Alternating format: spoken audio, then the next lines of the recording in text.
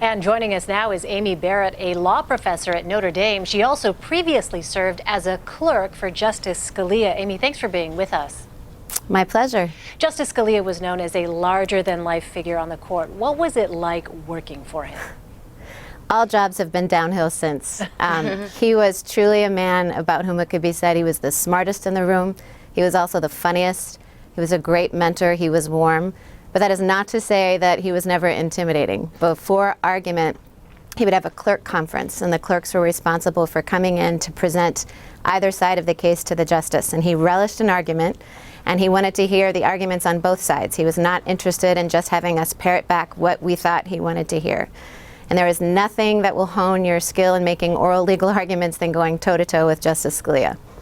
So it was a great... Justice Scalia was a prominent conservative. Everyone knows that. But everyone knows also that he was very good friends with Ruth Ginsburg, a prominent liberal on the court. Do you think this is going to be part of his legacy, his ability to find common ground with people he disagreed with? Absolutely. He was good friends with Justice Ginsburg. He developed a close relationship with Justice Kagan as well. You know, today, I think too often people who love ideas think that they can only be friends with people who share their ideas.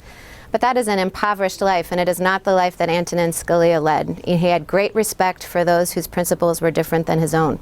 Yeah, that's such an important lesson. Certainly, I hope people take away. What is the impact now, Amy, to the court now that Justice Scalia is gone?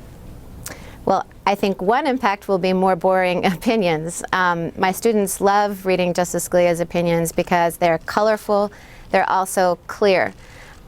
Justice Scalia really forever changed the way the court thinks about the interpretation of legal texts, both the Constitution and statutes. Before Justice Scalia was on the court was not very self-reflective about the way that it approached interpreting texts.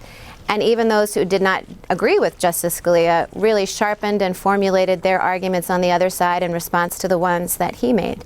Now, some have pointed out in the days since his death that Justice Scalia's influence will not be felt through his majority opinions, and they've pointed out that he wrote more concurrences and dissents than majorities.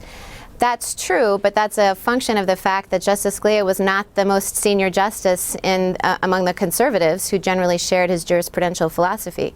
He served under Chief Justice Rehnquist and then Chief Justice John Roberts, and it is rare for a Chief Justice not to keep the assignment of a blockbuster case for himself or herself. So Justice Scalia didn't have the opportunity to write as many majorities, but those majorities, justices circulate the opinions in chambers before they're published, and they each have the opportunity to make suggestions and say, I'll join it if you change this. And I think that Justice Scalia had a great influence on the way opinions were drafted. And I think his concurrences and dissents are really where he made the clear case because he was speaking in his own voice for how he thought the Constitution should be interpreted. You know, Amy, I don't know if you saw the GOP debate, but on Saturday, Marco Rubio suggested that presidents don't nominate Supreme Court justices during election years. You are also a law professor. How valid is that assertion? Well, it's not. I've seen all of the tallies on blogs, and I have not done the historical research myself, but I gather that there have been 6 in the 20th century and 11 if you go back to the Civil War of confirmations that happened during presidential election years. But I think the question is, what does this precedent establish? And I don't think it establishes a rule for either side in the debate. I mean, if you look back, say, at the 6 that were confirmed in the 20th century in a presidential election year, all but one of those was not confirmed, in a period of united government, where the president and the Senate were of the same political party. And it shouldn't be a surprise that the Senate is willing to push a president's nominees through in an election year when they share the same political affiliation. The one exception to that was Anthony Kennedy, and the one that was confirmed in a period of divided government before that was in the 1880s.